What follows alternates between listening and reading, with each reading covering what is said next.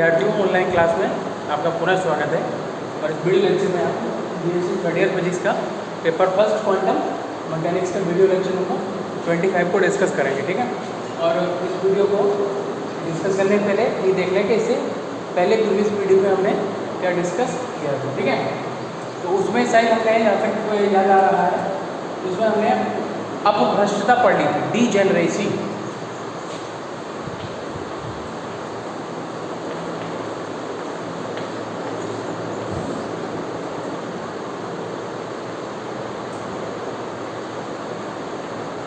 अपभ्रष्टता, ठीक है। तो अपभ्रष्टता क्या थी, एक बार फिर से थोड़ा सा रिवाइज कर लेते हैं, तो उसके बाद में आगे बढ़ते हैं। तो डीजेनरेसी क्या थी? डीजेनरेसी थी आपकी, अगर कोई एक संकारक है, वह ए संकारक अलग अलग तरंग फलनों पर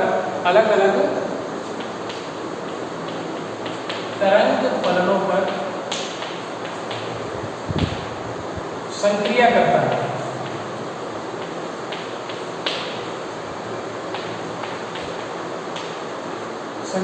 है। तो आइगन जो मान होंगे, जैसे तरंग फलन हमने मान लिया psi1, psi2, psi3 या psi4, ठीक है। ये हमने आपके वेव फंक्शन हमने मान लिया अलग अलग। तो अगर इन पर कोई एक ऑपरेटर इन पर क्या करता है, ऑपरेट होता है, संक्रिया करता है, तो जो आइगन मान मिलने चाहिए वो कैसे मिलने चाहिए? समान। आइगन मान कैसे होने चाहिए? समान।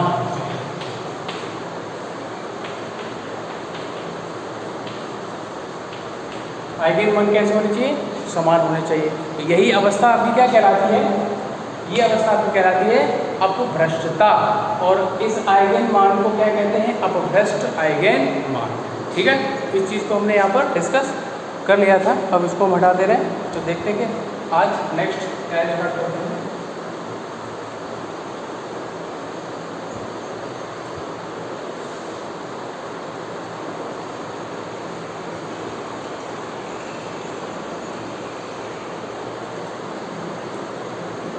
चलिए, आज भी एक सबसे पहले स्टार्ट कर रहे हैं, छोटी सी डेफिनेशन है, प्रत्याशा मान। प्रत्याशा मान क्या होता है, देखिए।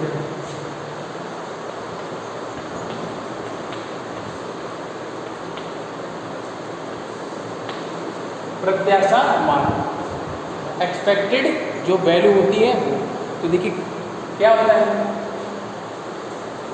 किसी गतिक चर का वह मान, कोई भी गतिक चर का मतलब एक भौतिक राशि मान लीजिए वेरिएबल है, उसका वह मान जो कि उस राशि को हमने कई बार ऑब्जर्व कर लिया, कई बार। जैसे कि आप सपोज दैट किसी जो कोई पार्टिकल है, ठीक है, कोई पार्टिकल है, तो उसका संवेग हमने कई बार ज्ञात किया अलग अलग समय पर, ठीक है। उसका जो मोमेंटम है हमने कई बार कई अलग अलग टाइम पर ज्ञात कर लिया। तो वो मोमेंटम क्या हो जाएगा? P1 ऐसे, पहले वाले में P1 मान लिया, P2, P3, P4 ऐसे डॉट क्या हो जाएगा? P5। तो जितनी बार आप करोगे उसको हमने उतना ही बार लिख लिया है, ठीक है। तो इन सब का अगर हम औसत निकालेंगे, क्या निकालेंगे? औसत निकालें। जब हम इनका औसत निकालेंगे वही उस संवेग का क्या कहलाएगा? प्रत्याशा मान कहलाता है, ठीक है। यानी जितनी बार उस गतिक चर का वह मान जिसमें उस प्रेक्षणों द्वारा, कई प्रेक्षणों द्वारा जो प्राप्त मान होते हैं, उन मानों के औसत के बराबर होता है, ठीक है। एवरेज वैल्यू निकलती है, वही उस भौतिक राशि की क्या कहलाती है? प्रत्याशा मान कहलाता है, ठीक है। तो इसको हटा दे रहे हैं, उसको लिखना है,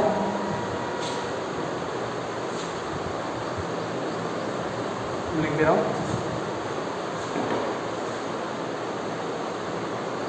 देखिए, किसी गतिक चर का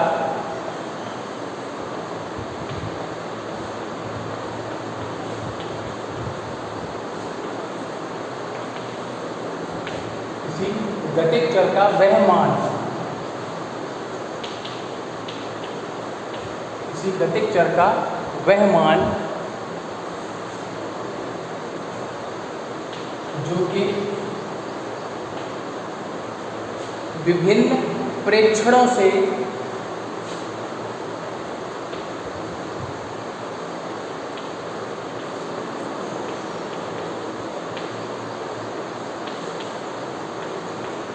के विभिन्न परीक्षणों से प्राप्त मानों के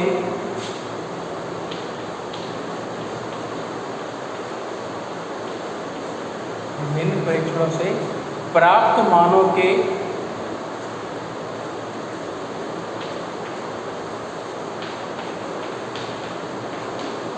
औसत प्राप्त मानों के औसत मान के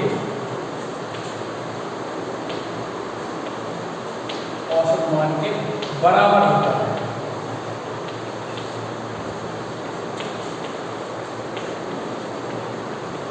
प्राप्त मानों के औसत मान के कैसा होता है? बराबर होता है। ठीक है, इसे क्या कहते हैं हम? प्रत्याशा मान कहलाता है। ठीक है, ऐसी वैल्यू को हम क्या कहेंगे? एक्सपेक्टेड वैल्यू कहेंगे। ठीक है, प्रत्याशा मान कहलाता है।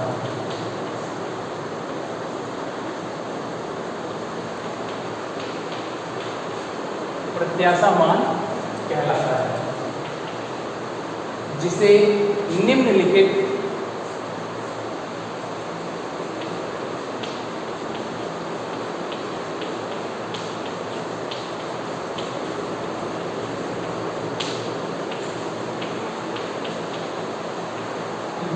सूत्र के द्वारा व्यक्त किया जा सकता है।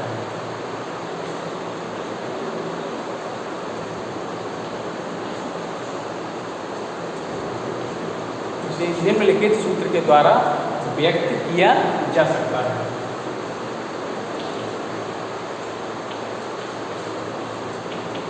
क्या होता है? देखो, इस टाइप का साइन होता है ये।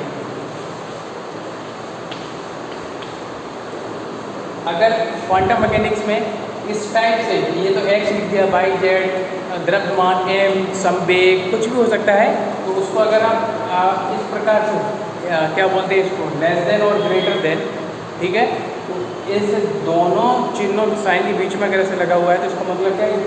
ये प्रत्याशा मान को क्या कर रहा है? प्रदर्शित कर रहा है। ठीक है, यहाँ पर हमने ये वैल्यू लिख दी है। ठीक है, x दोनों ब्रैकेट के अंदर, greater than and less than equal, ठीक है, greater than and less than. तो इसमें क्या है कि x के प्रत्याशा मान को ही प्रदर्शित कर रहा है। फॉर्मूला क्या होता है?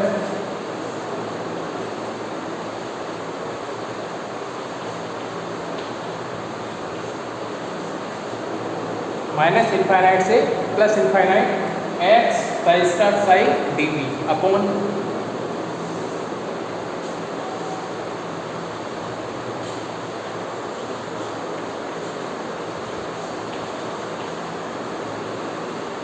में डिवाइड लग जाएगा, minus infinity two plus infinity Sai star Sai, और साई स्टार साई को मॉड साई का स्क्वायर भी लिख सकते हैं। ठीक है, और इंटू dv। ये हो गया आपका प्रत्याशा मान का फॉर्मूला। देखो, अगर x की जगह यहाँ पर संवेग होता p, तो यहाँ पर भी क्या जाता? p आ जाता, बाकी सब सेम रहेगा। अगर यहाँ पर वेग होता है v, तो यहाँ पर क्या आ जाता? v आ जाता। x की जगह क्या आ जाता? v आ जाता है। ठीक है, तो ये इस प्रकार से आप चेंज कर सकते हो, अगर वो उसके आधार पर होगा जो आप किस भौतिक राशि का प्रत्याशा मान ज्ञात कर रहे हैं। ठीक है, ये फॉर्मूला। अब इसमें क्या एक कंडीशन और बन सकती है? क्या कंडीशन है वो? देखो, इसको आ गया, फॉर्मूला 3 लेकिन, ठीक है,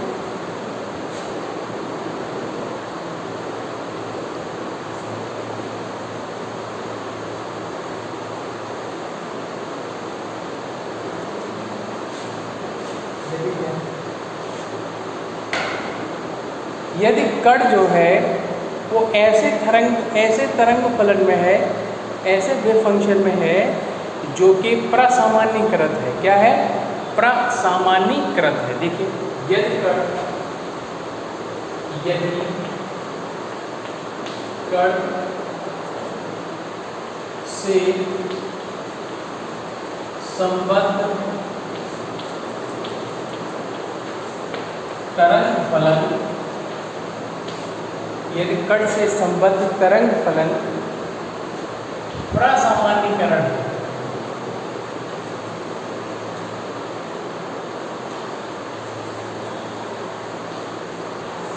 कण से संबद्ध जो फलन है वो कैसा? प्रसामान्यीकृत है, नॉर्मलाइज्ड है। ठीक है, प्रसामान्यीकृत है तब तब प्रत्याशा मान को निम्न प्रकार व्यक्त किया जाता है।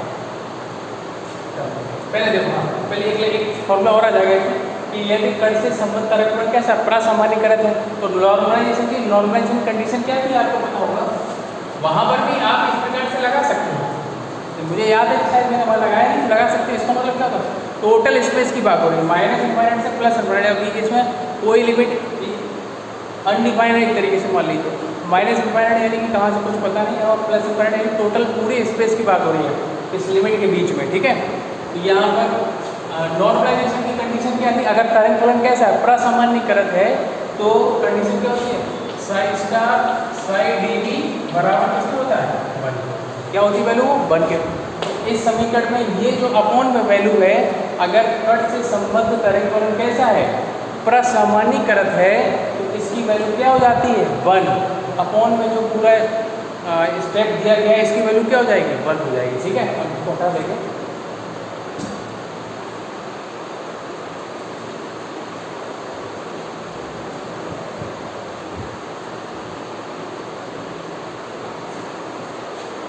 तब होता है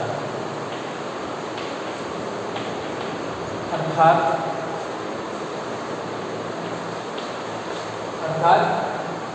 प्रत्याशा मान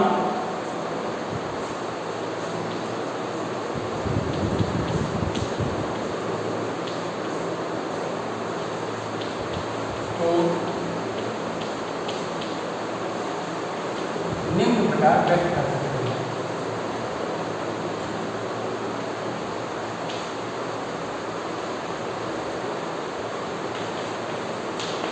अब वहाँ क्या कर दोगे आप, अपन में 1 कर दोगे, वो हाँ 1 हो जाएगा।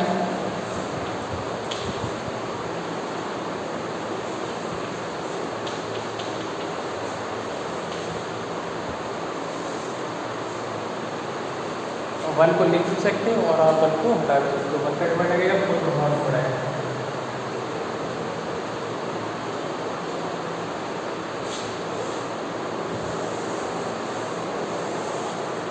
ये हो जाता है प्रत्याशा मान जब कण से संबद्ध या कण से संगत तरंग फलन हो, वो कैसा हो, नॉर्मलाइज हो, ठीक है। तो ये हो गया आपका प्रत्याशा मान। यहाँ पर जो फॉर्मूला हमें लिया है वो स्थिति के लिए लिया है, ये कण की स्थिति के प्रत्याशा मान के समीकरण को व्यक्त करता है। यहाँ पर लिख दे रहा हूँ,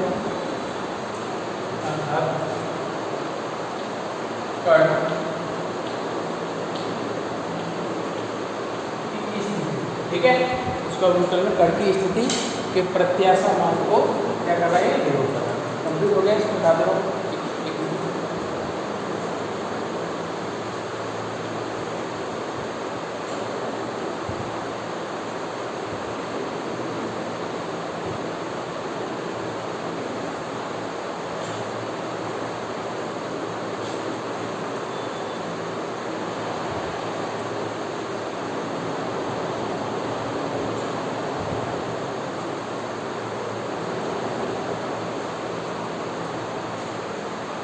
चलिए देखिए क्या है नेक्स्ट हेडिंग। अब आपकी जो नेक्स्ट हेडिंग है वो मैथमेटिकल एक्सप्लेनेशन है एक वेव पैकेट का, तरंग फलन या वेव फंक्शन तरंग फलन का गणितीय विवेचना, तरंग फलन की गणितीय विवेचना, ठीक है।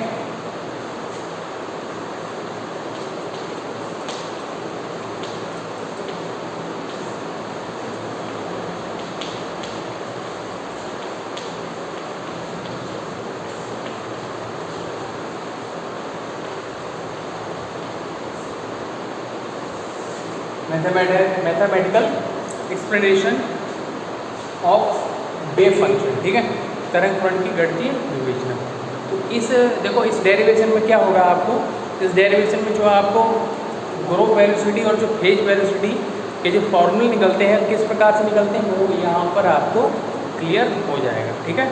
चलिए इसको स्टार्ट करते हैं। सबसे पहले इसमें क्या हुआ, ये देखो ये वाला जो डेरिवेशन है वो सुपर पोजीशन अध्यारोपण की जो अध्यारोपण की प्रमेय का नाम है, जो अध्यारोपण की घटना है ऑप्टिक्स में जो पड़ी है उस पर आधारित है, ठीक है। उसी प्रकार से होगा, लिख देंगे इसमें। तो माना कि कोई दो तरंग फलन या कोई दो तरंगें इस प्रकार से, यहाँ पर तरंगों को ही हम क्या मानेंगे, तरंग फलन मान के चल रहे हैं, ठीक है। माने कोई दो तरंग फलन है, ठीक है, तो देखिए लिखेंगे यहाँ पर माना के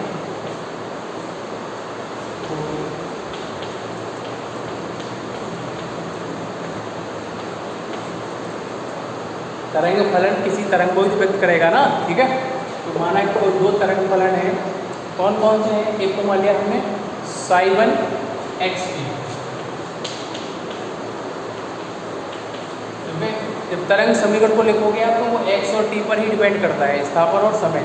तरंग चलती है ना, स्थापित होती है और समय के साथ स्थापित होती है। साई1 एक्स टी तथा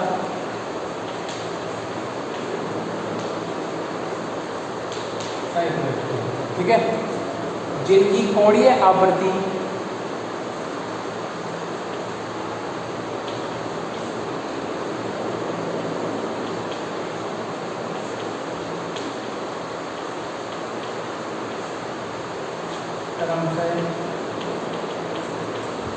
ओमेगा 1 ओमेगा 1 वे ओमेगा क्यू है, ठीक है। यदि इन तरंग फलनों के आयाम, यहाँ पे तरंग फलन मैं बार बार कह रहा हूँ, तरंग फलन मतलब यहाँ पर तरंगों से है, ठीक है। यदि तरंग फलनों के आयाम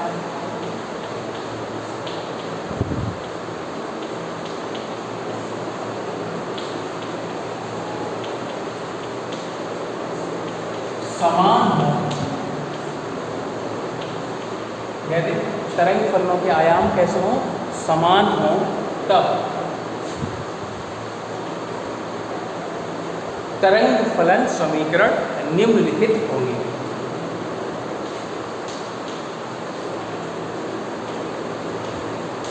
तरंग फलन समीकरण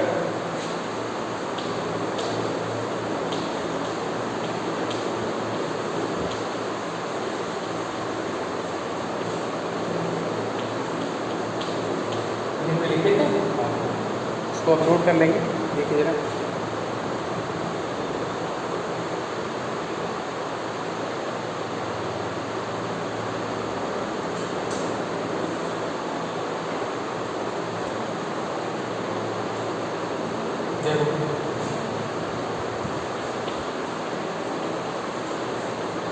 तो तरंग का समीकरण था ना, जैसे y1 बराबर a sin omega t minus के एक्स रहते थे, सेम रहेगा उसी प्रकार से, बस y की जगह हमने क्या मान लिया यहाँ पर साई, क्योंकि यहाँ पर तरंग फलन हमने यूज किया है तरंग की जगह, ठीक है। तो साई1 एक्स टी बराबर क्या मिल जाएगा आपको, a sin omega 1 t minus k1 x, पता है सारी चीज़। फ्रिक्वेंसी हो गई, angular frequency, time, propagation constant, तरंग संचरण योगदान, और x क्या है, डिस्प्लेसमेंट, ठीक है। ये हो गया, इसको डाल दिया समीकरण नंबर 1, ठीक है, इक्वेशन नंबर फर्स्ट।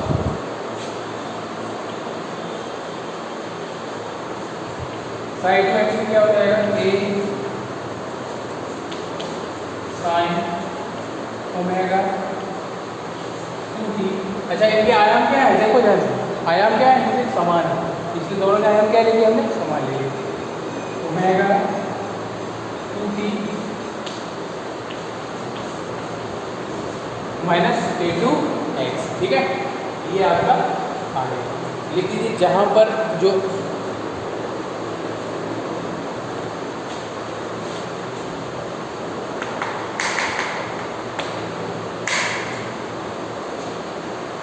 बता दूँ मैं इसको,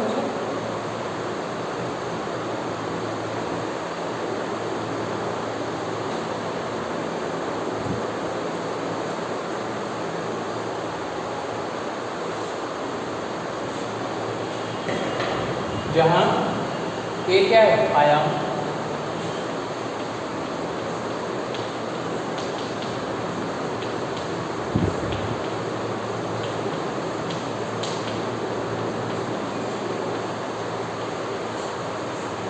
ए है तरंग फलन का आयाम, और केवल क्या है, तरंग संचरण नियतांक।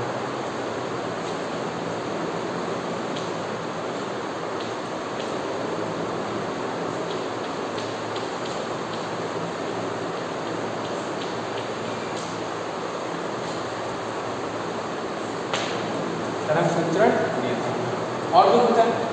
बाकी सारी चीज़ें क्लियर है, ठीक है। तो इसको हटा देता हूँ।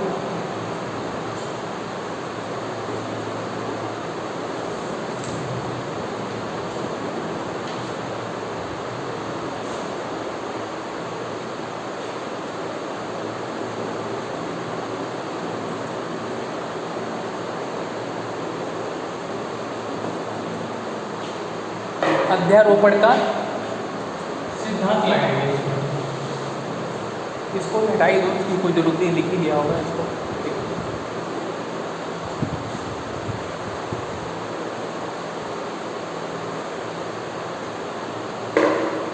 अध्यारोपण का सिद्धांत लगाएंगे।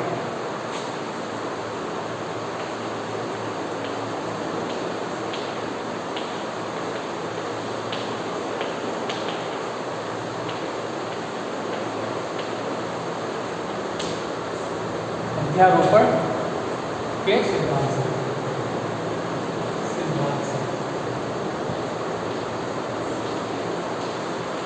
परिणामी तरंग फलन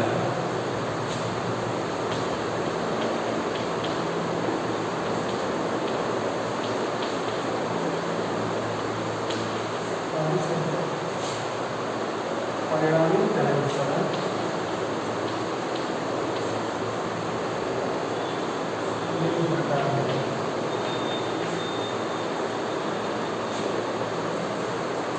ठीक है। परिणामी तरंग में क्या होगा, क्या हो जाएगा?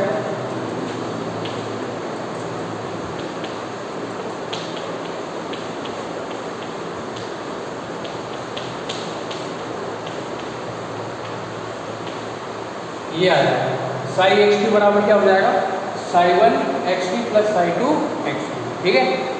समीकरण 1 और 2 के क्या रख देंगे, इसमें मान रख देंगे।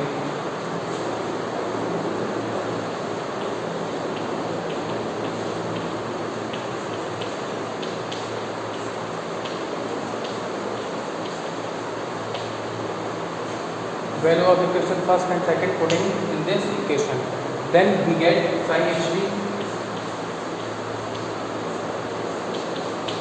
psi h के बराबर क्या मिलेगा, वैल्यू होती है a sin omega 1t minus k1x plus a sin omega 2t minus k2x। देखिए जरा,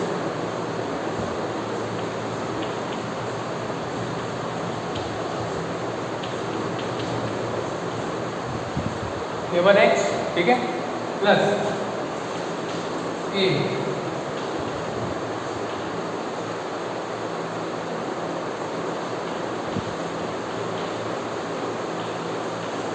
k2x, ठीक है। ये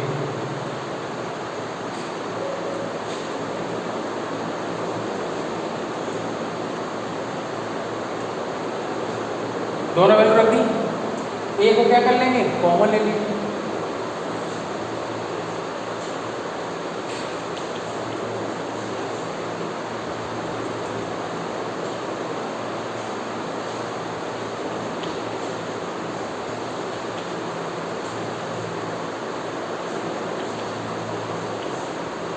ठीक है।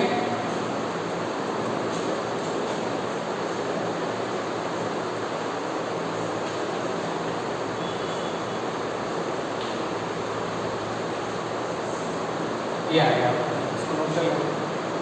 इधर काफ़ी जगह बच जाते हैं, इधर भी लिखा था मैं, इसको हटा दूँ। चलिए देखिए, चलो हटा देता हूँ।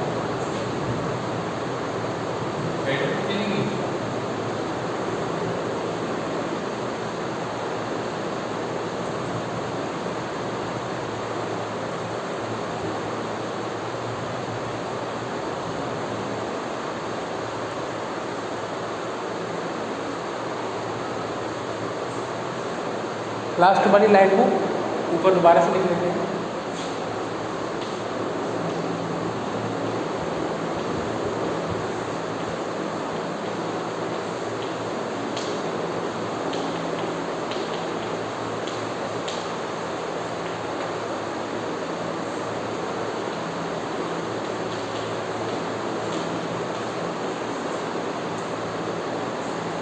इसको समीकरण डालूँ, कौन समीकरण पड़ेगा ये?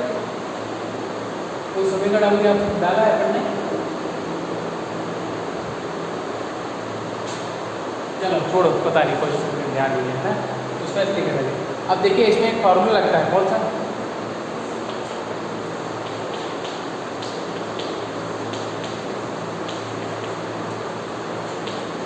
Sign C plus sine D. Sine C plus sine D का फॉर्मूला क्या होता है? 2 sine C plus D by 2 और cos C minus D by 2। ये है फॉर्मूला है कौन सा? तो sine C plus sine D का। तो अब इसमें ये पूरा ये देखो sine C plus sine D, जो ब्रैकेट में वैल्यू लिखी गई है ये सी और डी का कार्य करेगा, ठीक है। चलिए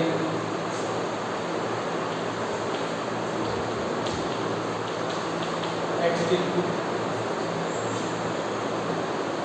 टी बराबर क्या आ जाएगा? देखो ये तो बाहर रहेगा ही और आ जाएगा आपका 2 साइन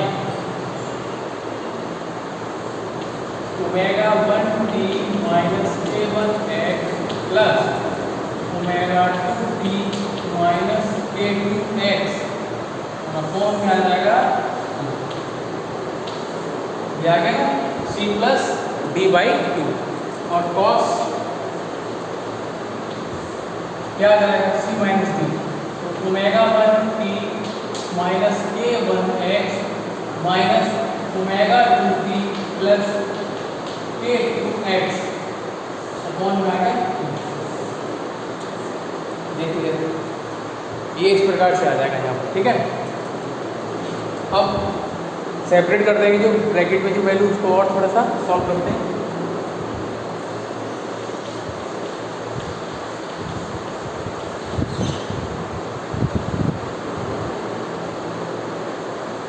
तो को बाहर लिख दिया, ठीक है। देखिए साइन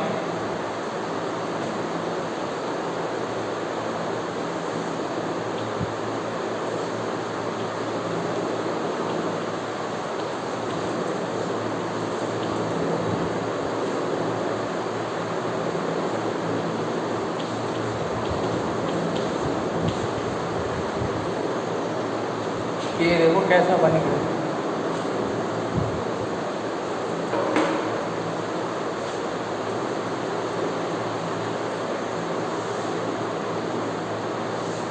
ये आ गया, ठीक है।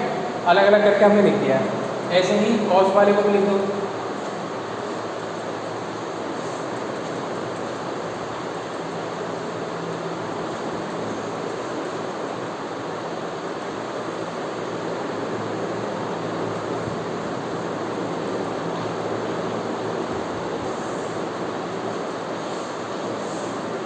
ये आ गया, ठीक है। अब इसमें क्या करना है आपको? इसको इतना उतारना है, बाकी हम करेंगे। आप लोग नहीं करना, कुछ पुटिंग वैल्यू पुट करनी है, ठीक है। ओमेगा 1 प्लस ओमेगा 2 बाई 2 की जगह ओमेगा हमें पुट करना है, इसकी जगह डेल्टा ओमेगा, उसकी जगह डेल्टा के, इसकी जगह k1 प्लस k2 अपॉन 2 होगा, उसकी जगह हमें k पुट करना है, ठीक है। उसको हम नेक्स्ट वीडियो लेक्चर में क्या करेंगे? पुट करेंगे। सिंपल है, देखो ये जैसे सुपर पोजीशन आपने जो पढ़ा है इस प्रकार से अध्यारोपण करना ऑप्टिक्स में पढ़ी, और सेम कंडीशन उसी की वही चीज़ पूरी प्रोसेस है। लास्ट में आके यहाँ पर भी जो परिणामी तरंग फलन के जो तरंग समीकरण में मिलेगा, उसी के आधार पर हम ग्रुप वेलोसिटी और फेज वेलोसिटी को क्या करते हैं? डिफाइन करते हैं।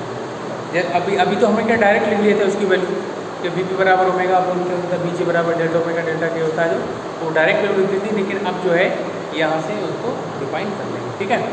तो ये है, और बाकी अगर कोई डाउट हो तो पूछते रहो, ठीक है। कोई भी दिक्कत है, और नोट्स वगैरह बनाते रहना।